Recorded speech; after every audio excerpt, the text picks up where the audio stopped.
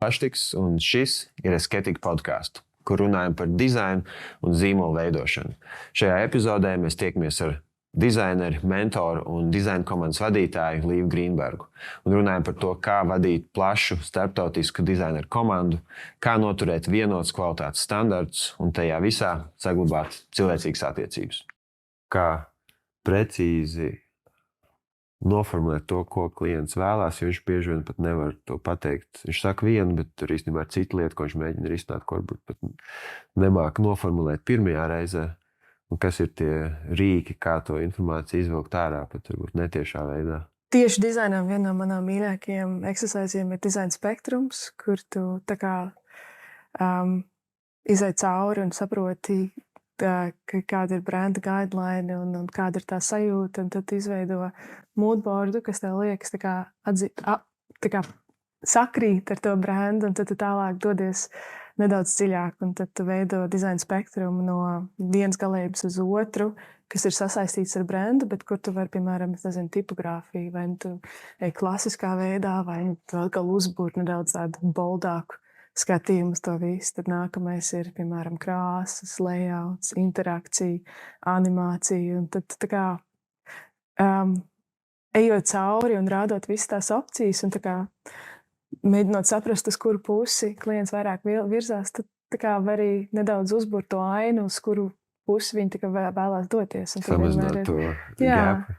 Tu vienmēr ir samerijas, un tad mēs to apvienojam ar stratēģijas workshopiem. Un diezgan daudz, kas ir tāds, man liekas, arī gut feelings, tāpēc, ka pa tiem gadiem tu tik daudz cilvēkiem runājis, tā kā uzķer, kas ir tas, ko viņi tā kā grib, bet ko viņi varbūt nezin kā komunicēt. Un tad tā sajūta, man liekas, arī ir tās, kur tu ļoti bieži var paļauties.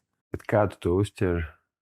Ja jūs strādājat diezgan globāli, un tad es saprotu, ka tu vari uzķert intuitīvi, tad, kad tu tomēr jūti to kultūru un to cilvēku tipu, ar ko strādā, bet strādā globāli, tur ir ļoti daudz dažādas kultūras un cilvēki, kas lietas nolasa atšķirīgi, kam ir dažāds kultūras fons un ko viņi ir uzkrājuši gadu gaitā. Kā tu tad pārliecinies, ka tas intuīcija ir pareiza?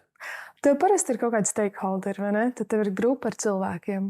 Un tad parasti, ka tev ir sapulces, kad saproti, piemēram, kā viņi runā par brendu, un tad uzķer vārdus, ka viņi stāsta, piemēram, kāpēc viņiem liekas, ka tas viņa brends ir svarīgs. Un tad tu uzmanīgi klausies, un tad parādās kaut kādi vārdi, kas tev tā kā sakrīt ar to, kāda ir tā vīzija, ko tas uzķers no tā brīfa.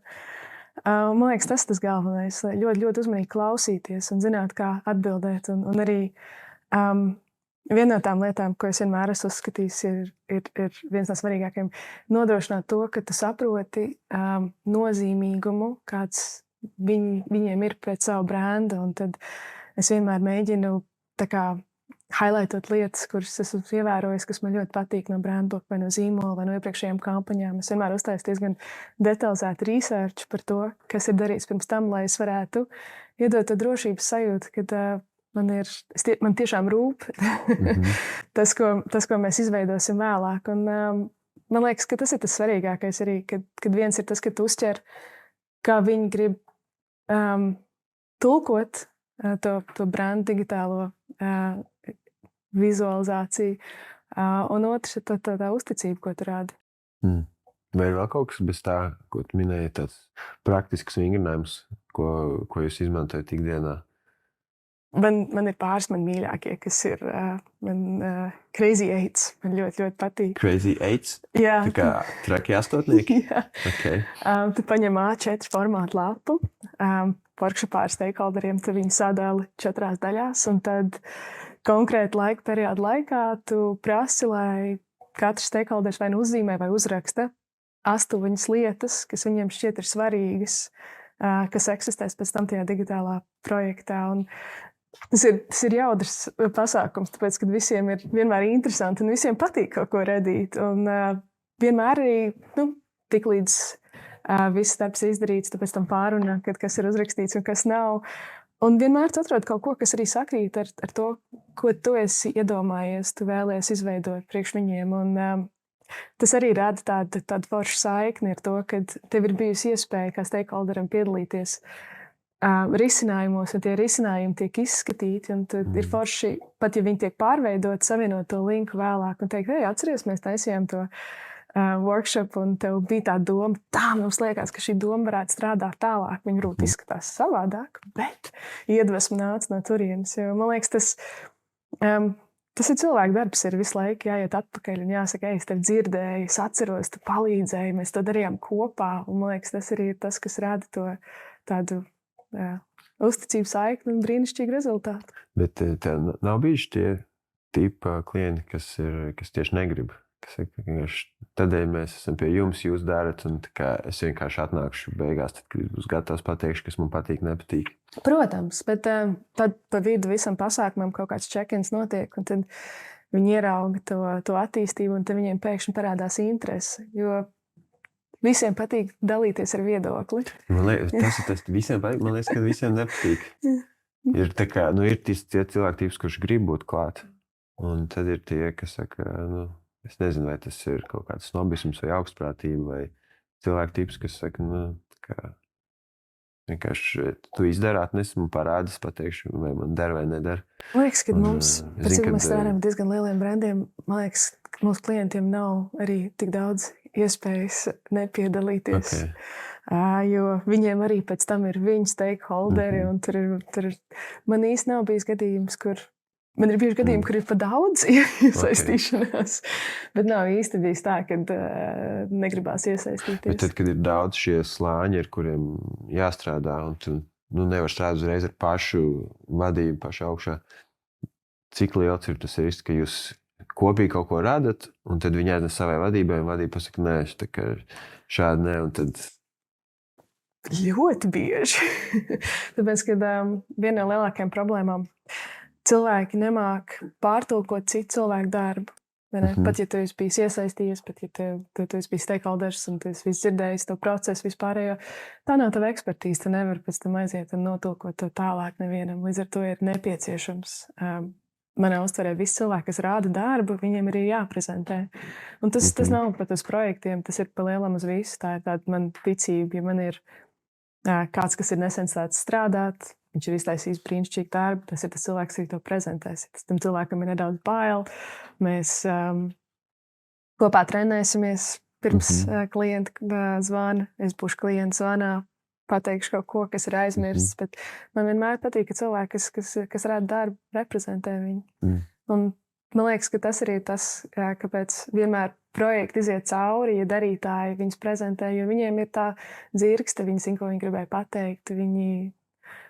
Tas ir viņa darbs, tas ir kaut kas, ko viņi ir radījuši. Tava loma šobrīd ir design director. Ko tu vari nedaudz iedot tādu ieskatu, ko tā pozīcija vispār nozīmē? Man pozīcija pēdējā 8 mēnešu laikā nedaudz mainīsies. Es esmu nedaudz mazāk iesaistīta klientu projektos, es vairāk pārskatu komandu. Man ir komanda ar 30 cilvēkiem. Designeri un experience designeri.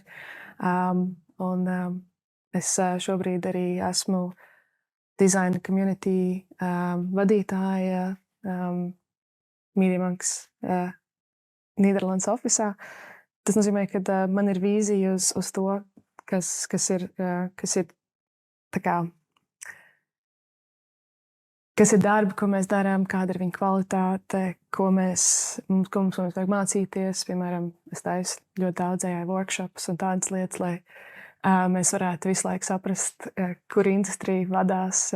Es vadu craft eventus, kur man nāk cilvēki un runā par to, kāds ir viņu process no dažādām aģentūrām.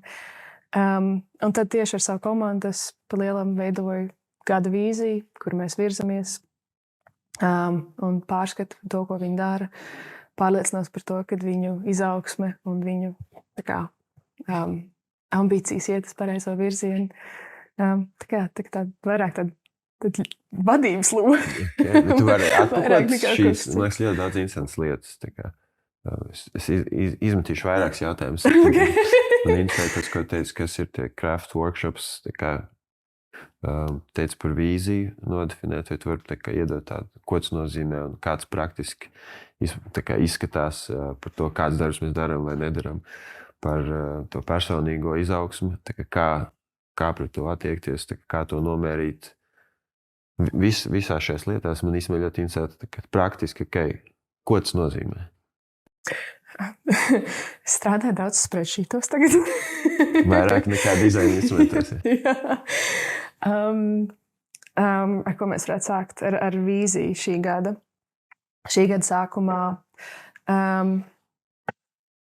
es apstījos uz to, kas ir Mediamax vīzija vispārīgi, globāli. Tad virspusējs skats, uz ko viņi grib iet.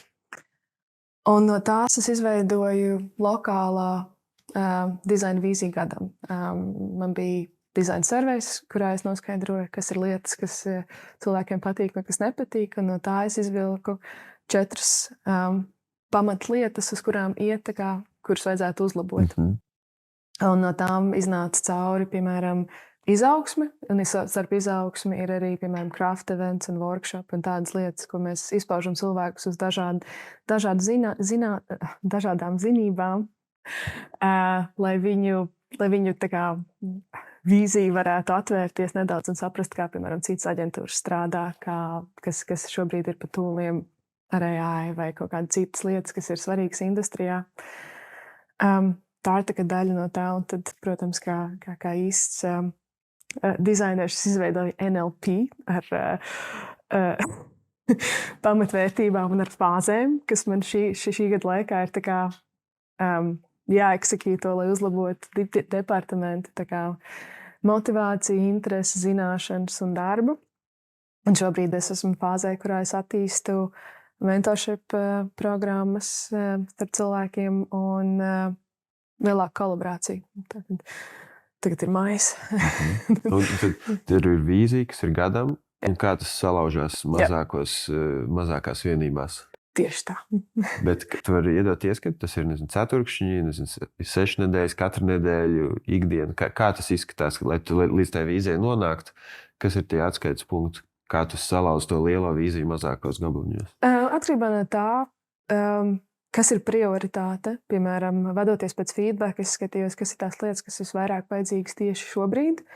Un ir kaut kādas lietas, kas prasa attīstību visu caur gadumā. Ir kaut kādas lietas, ko var ātri izveidot. Piemēram, small moments of greatness ir kaut kas, ko mēs darām, lai uzaicinātu visus kopā, lai celebrētot kaut kādu projektu, kas ir nācis live, vai, piemēram, FWA, vai Awards, vai es nezinu, Webī tagad ir, lai visi varētu to nosvinēt, lai ir tāda sajūta, ka mēs kaut ko brīnišķīgi darām, piemēram. Tas ir ļoti viegli, to var izdarīt ļoti vienkārši. Mentorship programma ir kaut kas ir ļoti ilgi jāveido. Ko tas nozīmē? Iekšēji mentorship programma? Tas ir tikai viens otram, vai tas ir no ārēja kaut kāda mentora? Mēs gribam sākt ar viens otram, jo man liekas, ir dažādas lietas, kas man ļoti patīk. Man ļoti patīk peer-to-peer mentorships, kur, piemēram, tev nav tā, ka tev vadība stāsta, kā viņi, piemēram, es savā laikā darīju šitā un tā, lai veicinātu savu attīstību. Bet, ka tev ir, piemēram, es nezinu, 2 līdzīgi līmeņa dizaineri, kuriem ir līdzīgas intereses. Un viņi sāk savstarpēji, piemēram, runāt, kas ir tās lietas, kas tev ir svarīgas, kas ir tās lietas, kas man ir svarīgas, un lēnām veido konfidenci. Bet kāds tas ir? Nezinu, iknedēļas tikšanās, vai kāds ir tas ritms? Ir dažādi, es šobrīd rakstu proposal, ir dažādi, protams, veidi, kā to darīt, atkarībā no tā, cik daudz laika ir un kāda ir tas connections, bet ir outline, piemēram, mentoram un mentī, un ir outlines, piemēram, peer-to-peer mentorship, kas ir tās lietas, kas labi ir sekot. Un tad ir obviously KPI, vai tas ir labi vai slikti, vai kā. Tad lēnām raksta tās lietas, lai tas viss varētu izveidoties pareizā līmenī. Bet tā visa doma ir vienkārši, kā tu vari ieviest vairāk konfidences cilvēkos. Okay. Un, ja tu runā, tu minēji izaugsme, ko tas nozīmē tagad praktiski? Ceturksnī, mēnesī, nedēļā? Ceturksnī mēs taisām tādas check-ins, kur mēs varam saprast, kā cilvēki jūtās, kas ir tas, ko viņi tālāk grib fokusēties. Un, mēs veidojam tādu, balstoties uz, piemēram, darba aprakstu, kāds tev ir un kāda ir tie goli, kas tev virspusīgi salikt darba aprakstā. Mēs veidojam daudz sadalītākus individuālus punktus, ko ir nepieciešams. Tāpēc, ka dizainers ir daudz, kas, vai ne? Tās ir dažādas disciplīnas, kas tur cits ir brand dizainers, cits ir digitālais, cits ir produkts, cits ir content, un katram no viņa ir kaut kādas citas lietas, kas iet zem tās virspusīgās darba profesijas, un tad mēs sadalām smalkāk tos goals, kas tev ir jāsaņem, un tad mēs lēnām vadamies un skatāmies, kā tikt no punkta A līdz punktam B, un kas ir tas punkts A un tas B. Bet kā tu to novērti? Man nav izpratni.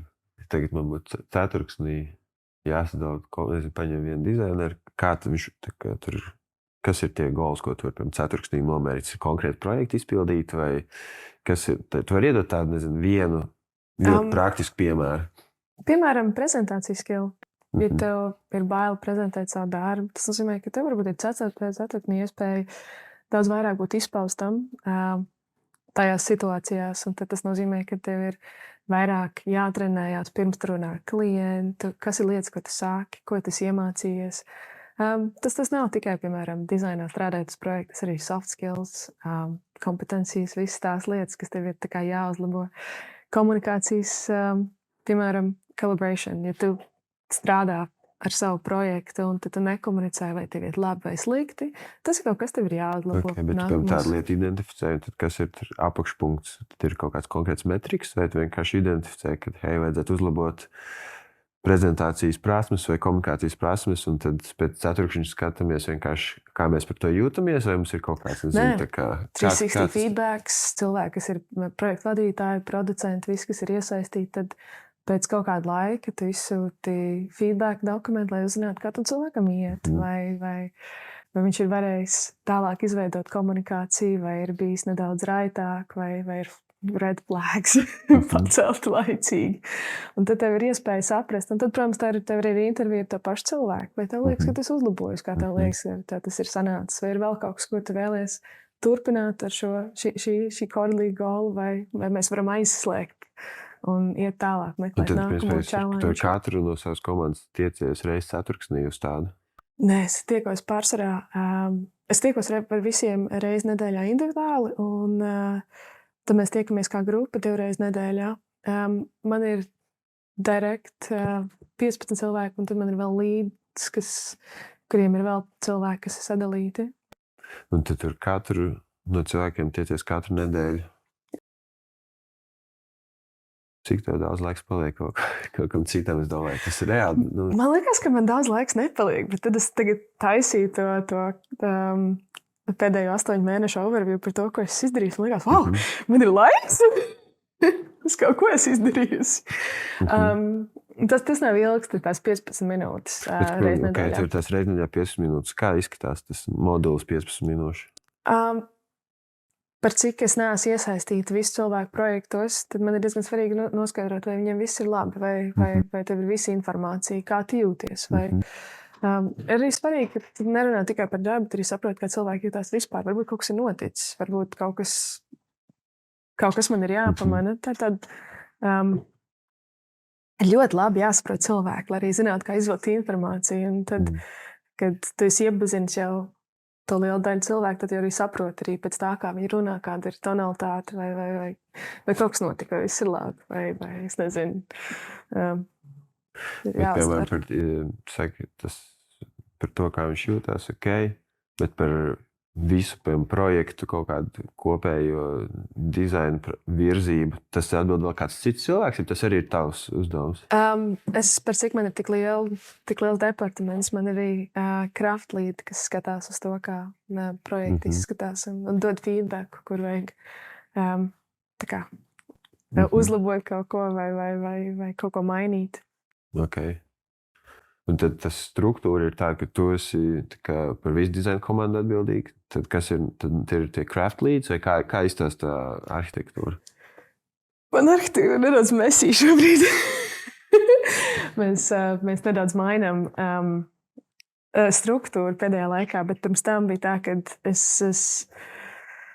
mums viss kaut kas mainījās, un sanāca tā, ka es atbildu par komandu, tad es atbildu es esmu directly pusē no komandai, un tad otrai pusē man bija cits līds, un tad man ir craft lead, kas atbild par kvalitāti.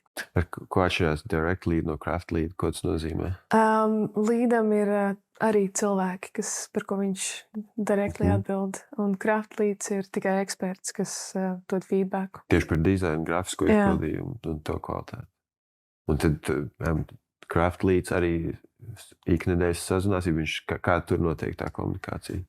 Tas ir iknedēļa ar komandu. 30 minūtes, lai saprastu, ko kurš dara, lai visi zinātu, kas notiek kopā. Un 15 minūtes reiz nedēļā pirms projekts tiek nodots, tiek iečakots. Tāpēc katram projektam vēl ir ļoti sarežģīti. Katram projektam vēl ir kreatīvais direktors un kāds cits dizainers un vēl kaut kas. Līdz ar to tur ir ļoti daudz acis to, kāda ir kvalitāte pa lielam. Baigā sistēma. Jā. Un jūs strādājat attālināti, vai jūs esat visi kopā? Mēs esam kopā. Mēs ejam 2 reizes nedēļā uz ofisu. Es strādāju 4 dienas nedēļā, tāpēc, kad es esmu 3 dienas nedēļā mamma. Bet jā, es jau 2 reizes nedēļā uz ofisu. Un tad mēs visi tiekamies, un tad mums parasti ceturtdienās ir... Mēs mēģinām reizi mēnesī arī ceturtdienās veidot nedaudz vairāk nekā design check-ins. Pēc mums ir, piemēram, reizi mēnesī mēs tiekamies, lai runātu par visu, bet ne dizainu. Un tad cilvēki nāk ar dažādām tēmām, kas viņiem nāk tūs pie sirds. Mēs dzirdam par kaķiem, par suņiem, par ceļojumiem, par visu iespējamo, bet ne dizainu. Un tā tāda brīnišķīgā lieta ir, tāpēc, ka cilvēki atverās. Un tu veido tādu nedaudz savādāku vidi, kad tu neliec tikai to spiedienu uz dizainu. Tu veido lēnām draudzības, un cilvēki tā kā saprot, ka dažādi hobiji ir interesanti un sāk veidot passion projektus, balstoties uz to, kādas ir intereses. Un daudz kas ļoti burvīgs veidojās ar to, kad tu runā par lietām, kas arī nav saistītas ar dizainu. Okay. Un, piemēram, projektu, man ir ļoti daudz praktiski jautājumi. Es tur nevaru tā palaist uzreiz vaļā. Projektu plānošana, tas ir vēl cits cilvēks, kurš plāno termiņus, budžetu, tas ir tavā pusē. Es taisu castingu, bet budžeti un projektu plānošana ir... Castings, bet tu izvēlies salikt komandu katram projektam, ja? Okay. Ir sarežģīti. Es tev esmu parādījuši, tev ar dekus parādīt, kur viss ir izlikts, bet to vārdiem ir baigi grūti izstāstīt. Jā, saprotu. Tur ir sistēmas zem sistēmas. Tā ir, tā ir 9000 cilvēku komanda globāla. 9000? Jā. Par visiem birojiem kopā? Par visiem birojiem kopā. Tā arī ļoti, ļoti liela.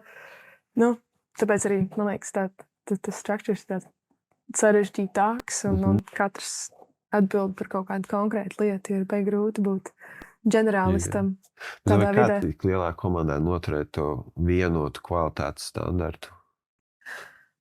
Mūsu dizaina direktori, mūsu kreatīvie direktori ir ļoti augstranga eksperti, un mums ir tādi ļoti... Tas, kas man ļoti patīk, mēs mācām tālāk visas zināšanas, mēs viņas nododam un mēs trenējam cilvēkus. Iekšēji komandā. Jā, un līdz ar to tu vari redzēt, kā tu reāli vari redzēt pa projektiem, kā cilvēki attīstās un kā viņi aug kā komanda, jo viņi vēlas kaut ko unikālu. Kā notiek tā mācīšana, nodošana? Tas ir iekšēji workshop vai tas ir no projekta uz projektu? Gan no projekta, gan iekšēji workshop, gan feedback, gan daudz ilgstošas sarunas par to, kādi ir dizaina principi, kuriem sekot. Daudz dažādu veidu, kā mēs ieguldam to laiku, lai mēs varētu palīdzēt viņiem augt. Jā, man tieši laikam interesē tas veids. Es domāju, kā tu vari, kamēr tu vari atlasīt konkrētus cilvēkus, zini viņu stiprās puses, un tā, bet tie cilvēki ir tik daudz, ka tu vairs nevari viņiem izsakot līdzi visiem. Kā tu joprojām pārliecinies, ka viss darbs, ko mēs darām, ir tādā līmenī, kā mēs solam uz āru? Es redzu darbu. Es redzu darba procesu un galējo iznākumu. Un, ja kaut kas nav tur, kur tas vajadzētu būt, parasti kāds no kraftlīdiem man padod ziņu. Bet ko dar, ka tas jau ir, nezinu, tu zini, ka tev prezentācija pēc nedēļas un saproti, ka vēl nav, bet tev arī vairs nav laiks tur Ko Nedēļa ir daudz. Viss, ko var izdarīt nedēļas laikā. Tad vai mēs iesaistām vairāk cilvēkus, mēs saprotam, vai tā ir liela problēma vai nav. Vai tas ir galīgais end produkts, vai tas ir starp checking. Tas arī daudz ko nozīmē. Un tad tā izveido plānu, kā kaut ko mainīt. Okay. Bet tev, tavā pozīcijā tev tāds praktisks hands-on dizains sanāk ļoti maz vai necik vairs jau šobrīd, jā? Pēdējo 8 mēnešus es neesmu neko dizainējusi. Ja neskaitu brīnišķīgu tech dizainu vai arī skaistu Excel sheet. Okay. Un kā tu jūties par to? Man ir dažādas sajūtas, tāpēc, ka man liekas, ka mēs izaugam no dizaina, vismaz no tā, kas ir trendīgs. Un man liekas, kaut kādā brīdī, gribot vai negribot, tu sāc veidot recycling savā galvā, un tu ej atpakaļ uz to, ko tu zini, kas labi izstāsta, ko es darīju pirms tam. Man liekas, ka aktīvi augt un attīstīties pēc zinām vecuma ir daudz, daudz grūtāk. Un man ļoti patīk tas, kad es skatos uz jauniem dizaineriem. Viņi nāk ar tādām idejām, ar tik brīnišķīgu tādu pieeju visam, un varbūt viņiem pietrūkst, es nezinu, kaut kāda saprašanas, kā viņi tur pareizi satīrīt vai iztīrīt vai salikt hierarhiju pareizāk. Un tas ir kaut kas, kurus var palīdzēt. Es varu iedot feedbacku. Bet man prieks redzēt, man prieks būt pārsteigtai ar kaut ko es pati nekad neiedomātos. Un tas bija kaut kas, ko es sāku pamanīt. Es sāku, man mazāk laika palika veidot dizainu, un tad es sāku darīt lietas, ko es pirms tam esmu darījis, tikai tā kā justot konkrētam klientam. Man liekas, ka tas nav pareizi. Tas arī nav pareizi priekš klienta. Ja man nav pietiekami daudz laika, un ja es sāku pārveidot to, ko es darīju pirms tam, tad kāda jēga, kāpēc man aizņemt vietu kraftā, ja es varu drīzāk taisīt overview un dot feedback un ļaut kādam citam uztaisīt kaut ko brīnišķīgu, jo viņiem tas nozīmē daudz vairāk nekā man vairāk.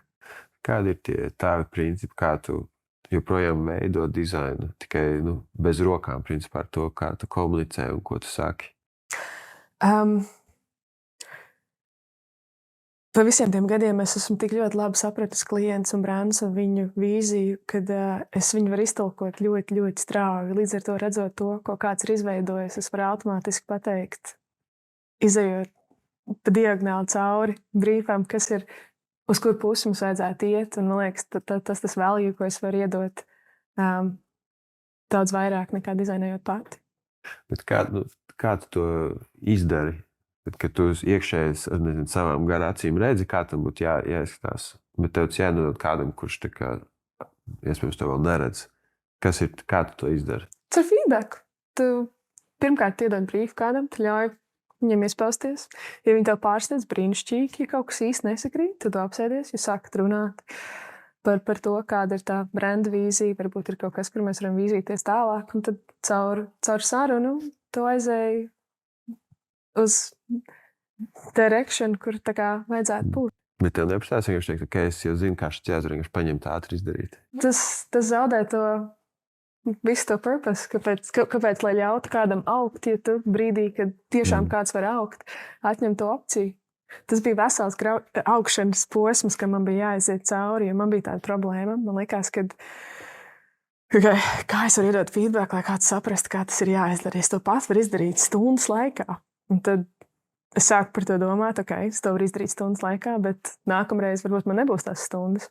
Es varu sākt ieguldīt laiku, un pēc laika tā vīzija tālāk nodosies citiem, un viņi redzēs to tā, kā es to redzu, un pieradīs runāt ar klientiem. Es daudz runāju par to, kā ir jāprezentē darbs, jo man liekas, ka liela daļa no tā, kā tu dizains izskatās, arī atkarīgs no tā, kā tu viņu prezentē, kā tu runā cilvēkiem, kā tu tā kā iegūst viņu uzticību. Vari pastāstīt, kā ir jāprezentē darbs?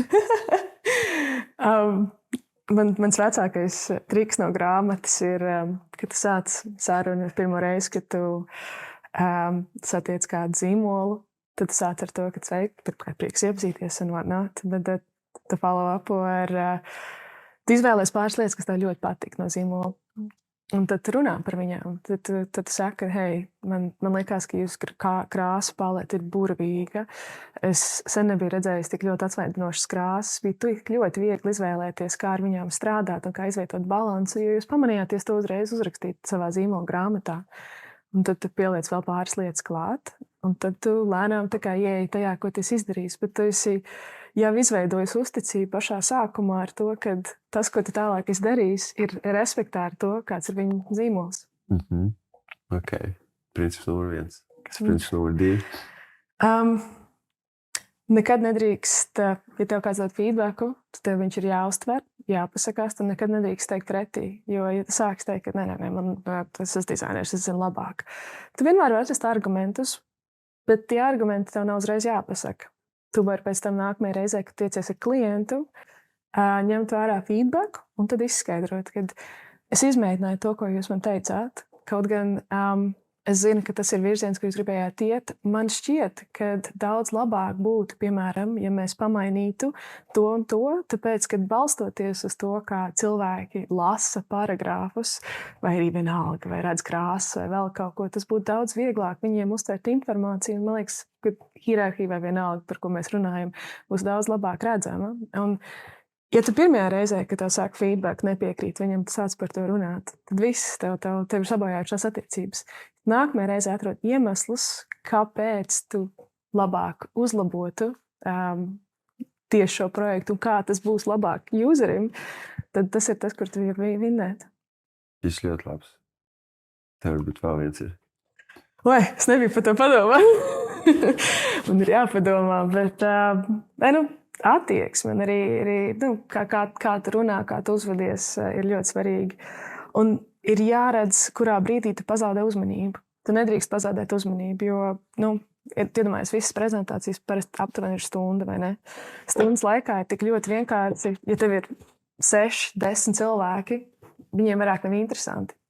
Un brīdī, kad viņi zaudē uzmanību, tev ir jāatrod, kā viņi atgūst atpakaļ. Tāpēc, ka brīdī, kad viņi zaudē uzmanību, viņi zaudē interesi, viņi zaudē uzticību. Tev visu laiku ir jāzina, kā uzturēt viņu uzmanību un interesi ar to, ko viņi grib redzēt. Kā to izdarīt? Pirmkārt, ir jāredz, ka viņi zaudē. Un tad visvieglākais veids ir uzdot jautājumus un iesaistīt publiku. Okay.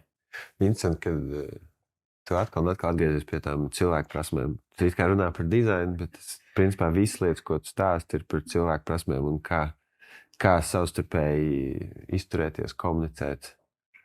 Un tas arī tas, kur tā karjera aizgājas no praktiska dizainera līdz tam, ka tu principā vienkārši vādi grupu ar cilvēkiem, kas šobrīd ir dizaineri, bet principā tie droši vien varētu būt arī cita grupa ar citu profesiju.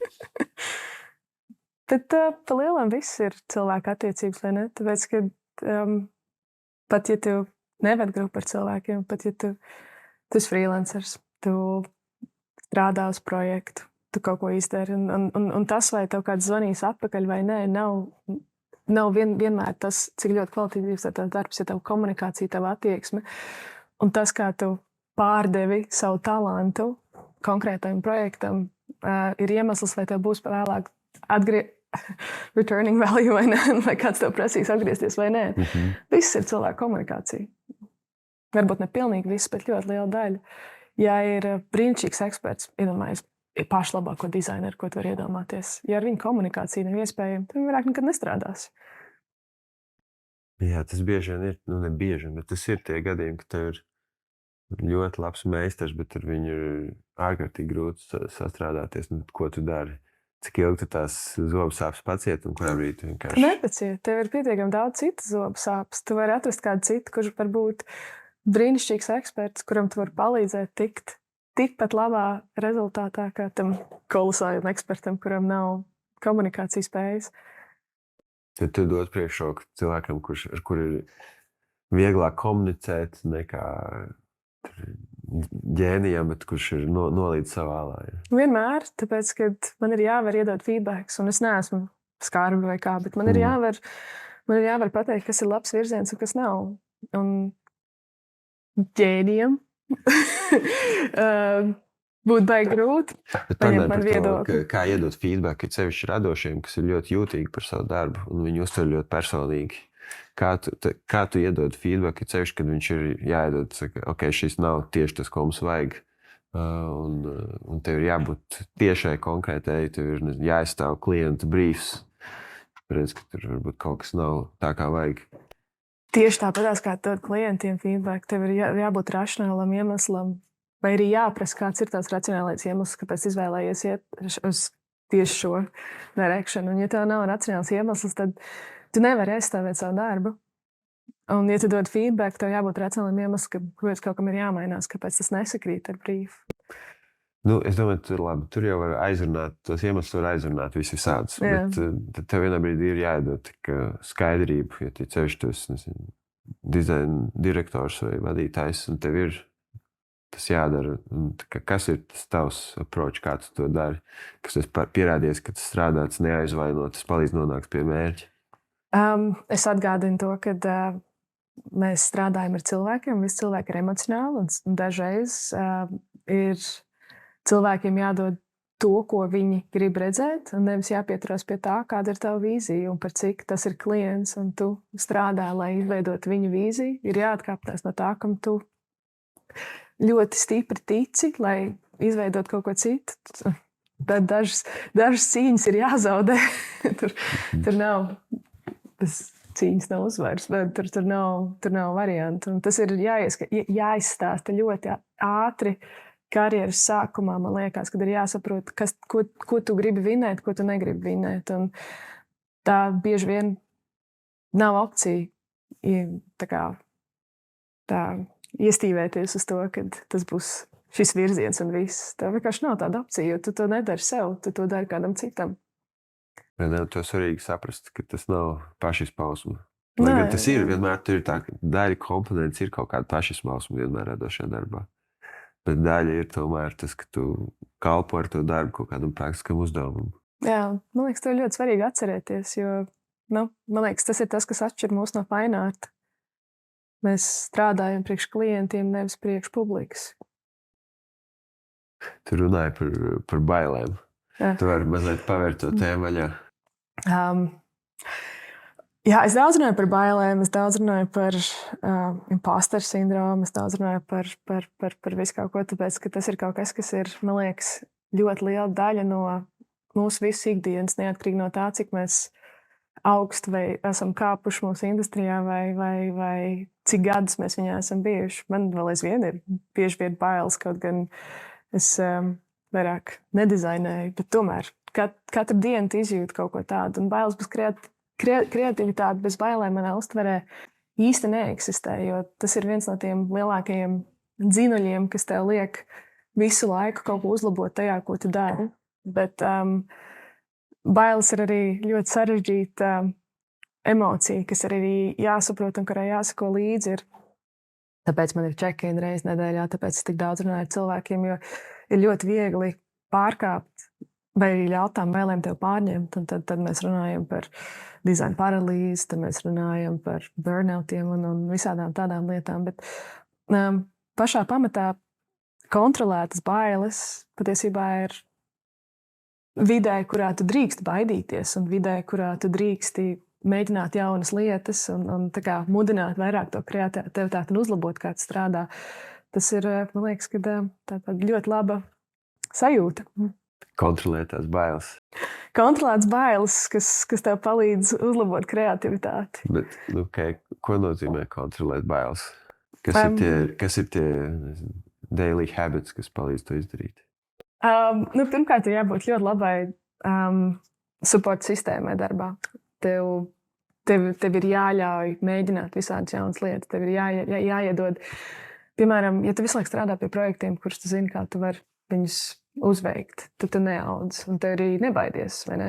Tev visu laiku kaut kas nāk, pie kā tu esi pieredzis, un tu vienkārši paliec vienā līmenī. Brīdī, kad tev atnāk kāds interesants projekts, tev ir automātiski tāda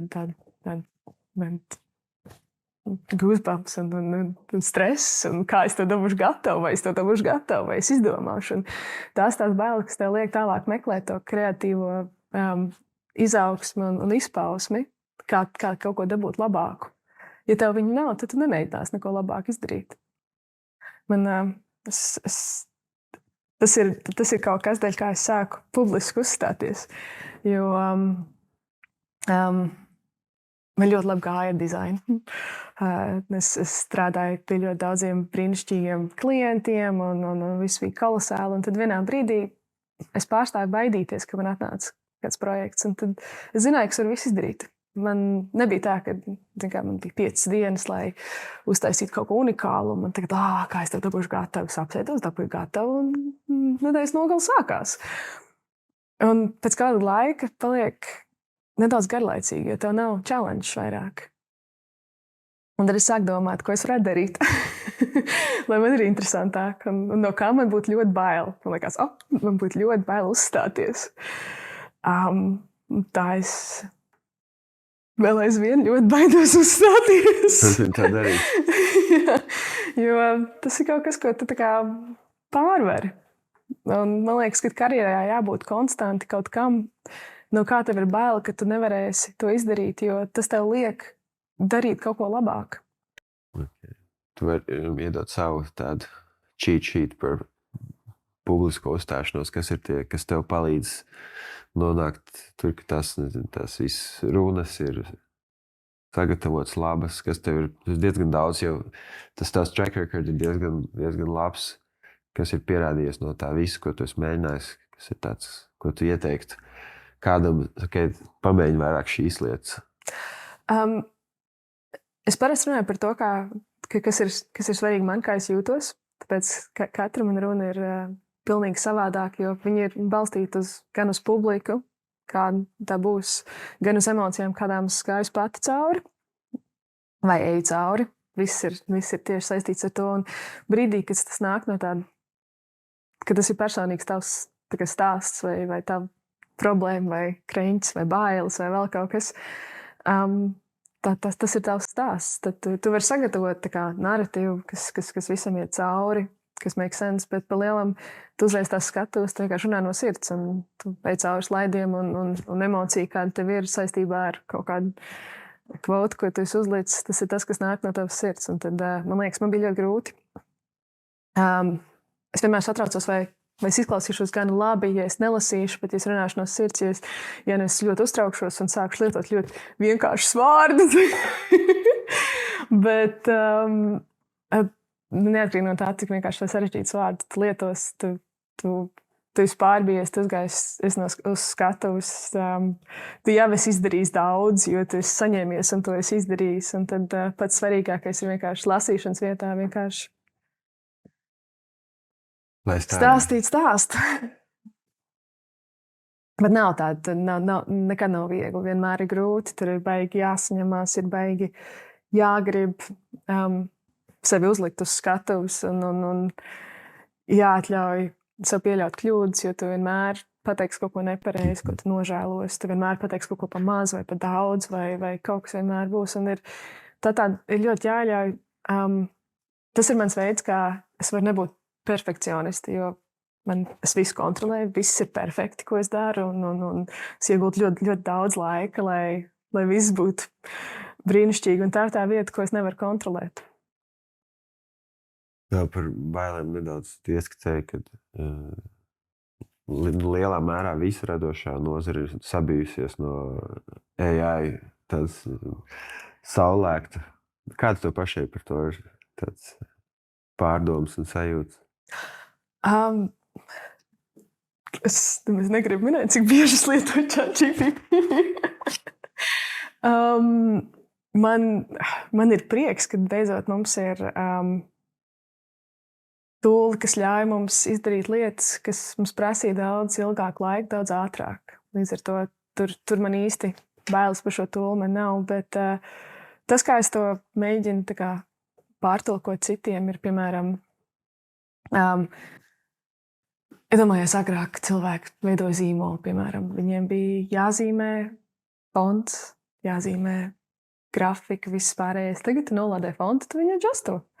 Un tu izvēlies to, kas tev dara vislabāk. Tieši tas pats ir arī, piemēram, ar AI tūliem. Tu vienkārši atrod veidu, kā tu vari tikt pie tās inspirācijas ātrāk. Tu agrāk, es nezinu, pavadīji stundām ilgu laiku, veidojot moodboard, meklējot Pinterestā. Tagad tu uzrakst pareizu propu, un tev atnāk mūdbors, kas ir tavs tā kā sākuma posms. Mans mīļākais tā kā salīdzinājums ir, es atceros vēl, kad es lietoju Corel Photoshop. Tas bija briesmīgi, un tad Photoshops nāca klāt, un Photoshops ir brīnišķīgs, bet nevienam nepatika, kamēr mēs visi pieradām. Tad pēc tam bija sketch, un no Photoshop bija jāpāriet uz sketch, un tas bija vesels process, visi bija dusmīgi, bet tad visi atkal pierada un saprata, cik tas ir brīnišķīgi, un tad parādījās Figma. Tas arī bija pretests, un tagad viss strādā Figmā. Nu, tieši tas pats ir tagad visiem pluginiem. Tas ir brīnišķīgi. Nu, mēs vairāk nekad nerakstīsim lorem ipsum uz nevienu produktu, jo mums būs kaut kas mums palīdzēs ģenerēt kopija, kas būs loģiska. Kas ir tāds, ko jūs izmantojat ikdienā? Kaut kādi plugini vai rīki no visa, kas tur katru nedēļu burtiski nāk ārā jauns? Mums ir tāds sarežģītāks process. Mums ir mazāka grupa ar dizaineriem, kas pieprasa licences, tad viņi testē, un tad mēs viņu dodam tālāk uz internal komandu, kas notestē legal terms and conditions, vai to drīkst vai nedrīkst izmantot, ir diezgan sarežģīti. Tas nav arī tik vienkārši, kad mēs to varam implementēt mūsu ikdienas darbā.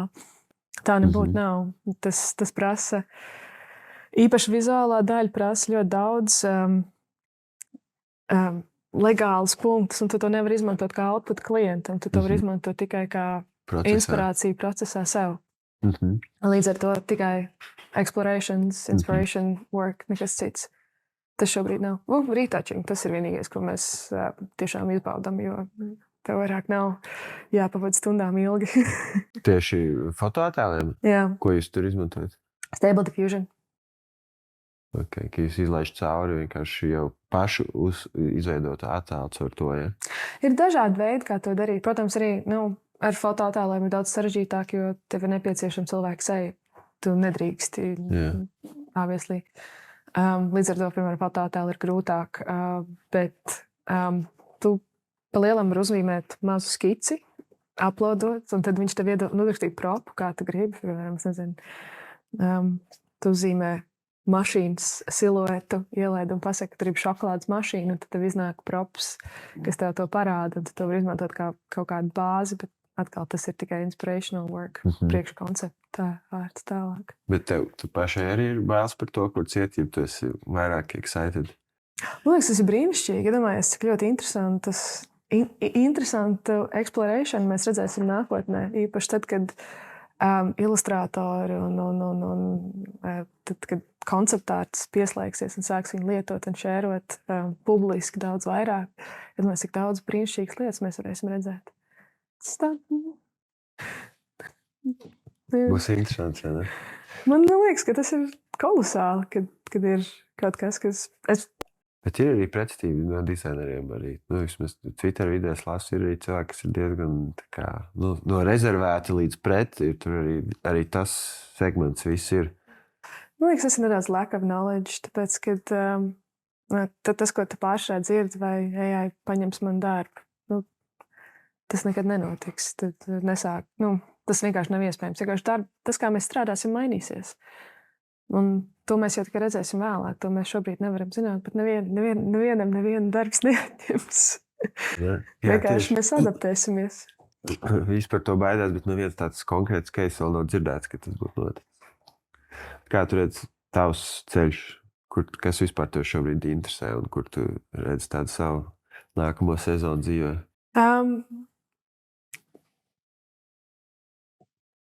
Man patīk tas, ko es šobrīd daru, kas ir,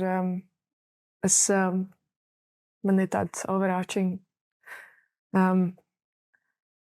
design community lead, tāds skats uz to, kur es gribu, lai visi dizaina departamenti, kāda viņa zināšana ir, uz kuriem viņi gribētu iet un ko attīstīt. Un man ļoti patīk tas darbs, es ļoti labprāt gribētu turpināt skatīties, kā tas izvērtīsies, bet es arī ļoti ceru, ka man parādīsies jauni interesanti challenge nākotnē, jo man patīk risināt problēmas. Man īsti nav tā doma, kad es gribu iet kaut kādā konkrētā virzienā. Man vairāk patīk tas, ka man patīk pievērsties sarežģītām problēmām. Vai viņas būs saistītas ar AI tool implementēšanu mūsu darba procesā, vai arī viņas būs saistītas ar kaut ko citu. To mēs redzēsim. Okay. Tu vēl tausties. Jā, es vēl domāju, kādu problēmu būtu labi risināt. Jā, tas, ko tu minēji par to dizaina komunas tādu veidošanu un virzību, kā tu dīlo to, kad ir tajā radošajā vidē ļoti daudz dažādas skolas skati, vienam patīk tas, vienam tas, un ceļš, ka ir vairāki, un viņi visi ir labi savā lietā, bet katrs ir savu preferenci un ar savu kaut kādu skatu, kā lietas būtu jādara, kā tu to visu salāgo vienā kaut kādā komandā, kur spēj savstarpēji augt un piegādāt arī rezultātu. Mums ir ļoti liels transparencijas, un mēs ļoti daudz runājam par to, kas trūkst. Un man ir 4 reizes gadā, mēs visi ejam kopā, kur mums ir town hall, kur mēs pārunājam lietas, kuras es izdarījusi un kuras es plānoju darīt, kas ir balstīts uz viņu feedback. Un es ļoti daudz prasu input no cilvēkiem, lai saprastu, ko viņi grib. Un es nevaru veidot kaut kādas specializētas mazākas lietas, var lietot kaut kādas overarching events vai overarching workshops vai overarching kaut kādas teaching moments. Es īsti nevaru pievērsties kaut kādai konkrētai vienai komandai. Tas viņiem ir jādara internally. Bet es varu vairāk skatīties uz tādu virzienu, kur industrija dodās, un tad balstoties uz to veidot izglītību un zināšanu kaut kādu viņiem. Okay. Jā, grūti atrast to apjomu. Strādāt mazā komandā, un tad ir tik liela komandas, pavisam cita dinamika, ka tu nemaz netiec klāt līdz tam praktiskajam. Tas ir viennozīmīgi bijis viens. Tik liela komanda ir mans lielākais challenge, kāds man ir bijis manā karjerā līdz šim. Man šķiet, ka ja tu ir labs profesionāls, jebkurā jomā, ka viņam ir ļoti arī liela pārliecība par to, par to, kā lietas būtu jādara. Un radošajā dizaina nodaļā, vispār kategorijā nav tā, ka ir viena absolūtā patiesība. Vienam patīk sans serif, vienam serif. Vienkāršojot. Un vienam patīk futuristisks dizains, un vienam ļoti tradicionāls. Un viņi abi var būt ļoti lieli meistari savā jomā, bet tev ir kaut kā panākt, kad viņi nesakašķējās, vai vienkārši katram dod savus projektus, bet viņi nav iespējams, ka viņi vienmēr piekritīs pie kaut kā. Ja, bet viņiem arī, tu arī nevar vienmēr izvēlēties, ko dari. Tā ir arī realitāte, vai ne? Es vienmēr, arī, kad es intervēju cilvēkus, kas viņus pieņem darbā, es pa lielam saku, vienam to pašu, viņam saku, tev būs 1 līdz 2 projekti, kurus varēšu uzlikt savā portfolio, pārējais tev būs tas, ko mēs mēģināsim pielāgot tavām interesēm, bet ļoti daudz, kas arī būs tas, kas tev vienkārši būs jādara. Un tā ir patiesība. Cik daudz mūsu karjerā ir tie projekti, kas ir bijuši tie unikālie. Jā, es domāju, ka tev bija vienā prezentācijā, tu runāji par to collaboration un cik svarīgi sadarboties. Un, tas izklausās labi, bet tad, kad tev ir reāli 2 pretējas personības jāsliek kopā, tad tas nav tik viegli. Es taisu ļoti daudz retros ar cilvēkiem, tā, kad viņi netiek galā ar to, kā viņi kopā strādā. Tad mēs, ko tas nozīmē? Kas gāja labi, kas gāja slikti, ko var uzlabot. Un tas ir tā ir sesija, kurā katram ir iespēja pateikt savu taisnību, un tad tu atrod kaut kādu secinājumu sesijas beigās. Bet, protams, visiem ir sava gauma, bet gauma nav. Gauma visiem var būt, bet tam arī jāsakrīt ar to, kas ir tavs projekts, kas ir tavs darbs, kas ir tavs brīvs, kā tava ekspektācija un uz ko ir jādarbojās kopā. Pašā man ir jāatzīst, ka ļoti, ļoti reti gadās situācijas, kad cilvēki mēģina uzspiest savu vīziju. Pašā viņi atrod kaut kādu vidusceļu. Jā, domāju, uzspiest jau nē, bet aiziet ar tādu, ne līdz galam gandrību sajūtu. Tas ir, man liekas, vēl bīstamāk. Tā ir grāti tā gadās. Yeah. Jo, man liekas, arī, ja tu ej uz tik lielu aģentūru, tad tev ir ejot uz tik lielu aģentūru, jāpieņem to, ka tavs ego tomēr nebūs. Nevarēs tik skaidrs signāli dabūt ārā. Un mēs esam arī ļoti atklāti. Mums arī onboardingā ir teksts, sakot, ka mēs neatbalstam ego. Mēs atbalstam strādāšanu kopā, mēs atbalstam cilvēkus, kas grib viens otru uzlabot, cilvēkus, kas viens otru grib pacelt. Mēs atbalstam tādu veidu darbu, mēs neatbalstam individuālu, egocentrisku skatu uz dizainu. Okay. Tas ir nenormāli svarīgi. Paldies, ka klausījies. Un, ja šīs tēmas tev ir vērtīgas un interesantas, tad droši var arī pierakstīties Asketika podkāstu YouTube, Spotify un Apple podkāstu platformās. Tu droši vari arī mums rakstīt uz hello@asketika.com un kopā veidosim spēcīgus zīmolus.